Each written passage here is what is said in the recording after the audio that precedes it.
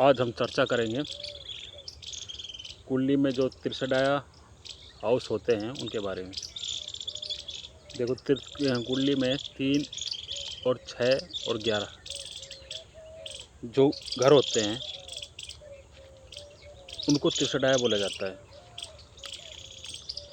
जो त्रिशडाया हाउस का लॉर्ड होता है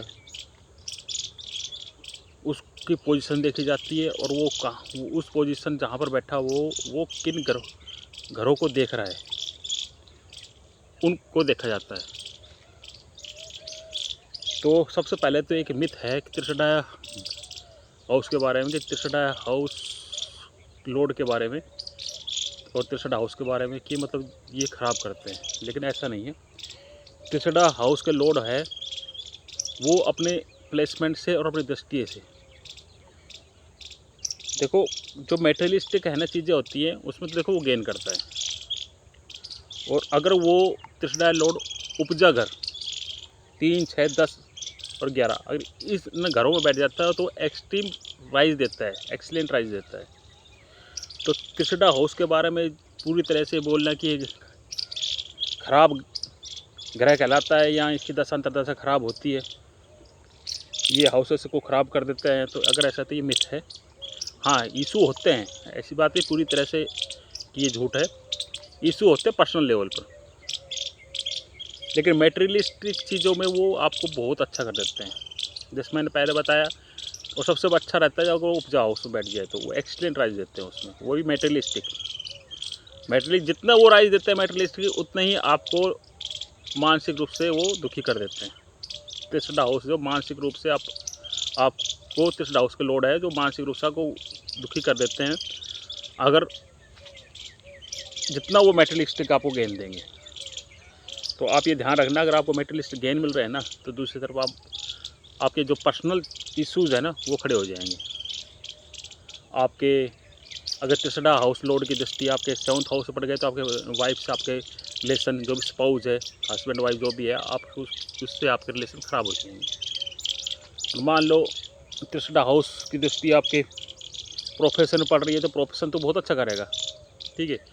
मान ले जॉब वाले घर 6th हाउस में पड़ रही है तो जॉब तो आपको बहुत अच्छा रहेगा, लेकिन वो बीमारी का घर भी कहलाता है तो आपकी बीमारी वो बढ़ा देगा। जो पर्सनल इशू है ना, जैसे हेल्थ इशू है या आपके रिलेशन जिससे भी है, उससे आपका पर्सनल इशू कर देगा। मान लो 4th हाउस पर आपकी दृष्टि पड़ रही है त्रिशडा हाउस की, या त्रिशडा 4th हाउस में बैठा हुआ है, तो उसमें आपको जो भी डोमेस्टिक इन्वायरमेंट है वो आपको ख़राब कर देगा, मानसिक रूप से आपको बिल्कुल प्रताड़ित कर देगा त्रिशडा हाउस लॉर्ड, ठीक है। मान लो 10th हाउस में त्रिशडा लॉर्ड बैठ गया आपका, कोई भी हो, 3, 6, 11 का जो लॉर्ड है वो आपका 10th हाउस में बैठ गया और वो अपनी 7th दृष्टि से आपको 4th हाउस को देख रहा है, तो ये समझ लो कि मानसिक रूप से आपको बहुत दुखी कर देगा वो।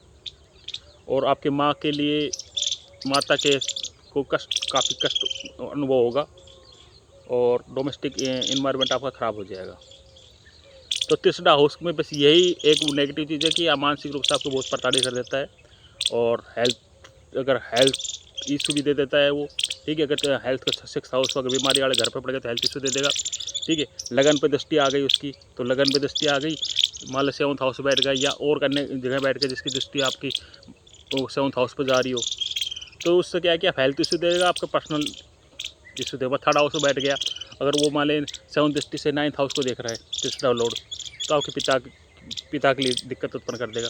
11th हाउस में बैठा है और वो आपके मतलब अगर कहीं भी बैठ कर वो अगर मतलब बच्चे वाले हाउस को बैठे 7th हाउस 5th हाउस को देख रहा है तो उसमें बच्चों के लिए आपको प्रॉब्लम कर देगा वो। तो ये कि पर्सनल चीज़ों को बहुत हार्म करता है त्रिशडा हाउस लॉर्ड होता है जो, लेकिन जो मेटेरियलिस्टिक चीज़ें है ना वो आपके लिए बहुत अच्छा कर देता है, ठीक है। 2nd हाउस में बैठ गया या 2nd हाउस को देख रहा है तो वो आपके लिए काफ़ी वेल्थ में इंक्रीज करेगा वो, लेकिन फैमिली इशू देगा। अगर आपके 6th हाउस को देख रहा है तो जॉब में बहुत कंपटीशन में बहुत अच्छा रहेगा, लेकिन आपको बीमारी उत्पन्न दे देगा, शत्रु बढ़ा देगा आपके, ठीक है। आपके और भी किसी ग्रह को देख रहा है, किसी भी हाउस को देख रहा है, ठीक है, तो उसके यही है कि उपजा घर में तो एक्सीलेंट राइज देगा, वैसे राइज देता ही उपजा घर में तो और अच्छा राइज देता है, लेकिन जितना वो राइज देगा ना उतना समझ लो आपको मानसिक रूप से दुखी कर देगा वो। तो इसकी रेमेडी क्या है रेमेडी वैसे जो आपका 63 हाउस का लोड है उसकी तो पर्सनल रेमेडी होती है उस ग्रह की। ये तो आप कहीं भी से आप देख सकते हो, आप सर्च कर सकते हो कि आप हर ग्रह की अपने अलग अलग रेमेडी रहती है, ठीक है। लेकिन एक बेस्ट रेमेडी बताता हूँ, जिस भी घर से आपको प्रॉब्लम आ रही है, जिस भी हाउस से आपको प्रॉब्लम आने की संभावना ये आ रही है, तो उस हाउस की एनर्जी को आप यूज़ कर लीजिए पॉजिटिव रूप से। बस यही सबसे कर्मालाइन बोलते हैं इसको, कोई सबसे बेस्ट वो है रेमेडी है। आप उसकी एनर्जी को ना आप यूज़ कर लीजिए पॉजिटिव वे से, आपका जो दिक्कत है वो ख़त्म हो जाएगी। जैसे उदाहरण मैं देता हूँ आपको, मान लो सपोज आपके लगन में 63 हाउस लोड बैठा है, कोई भी बैठा है XYZ, कोई भी ग्रह वो 63 लोड बन के लगन बैठा है, और वो 7 दृष्टि से आपके सपोज पे आपके जो पार्टनर है आपके वैवाहिक जीवन पे डाल रहा है, वो उसको ख़राब कर रहा है, पत्नी से रिलेशन ख़राब कर रहा है 63 हाउस की, जैसी उसका दशा आती है ना, तो उसको डैमेज कर रहा है।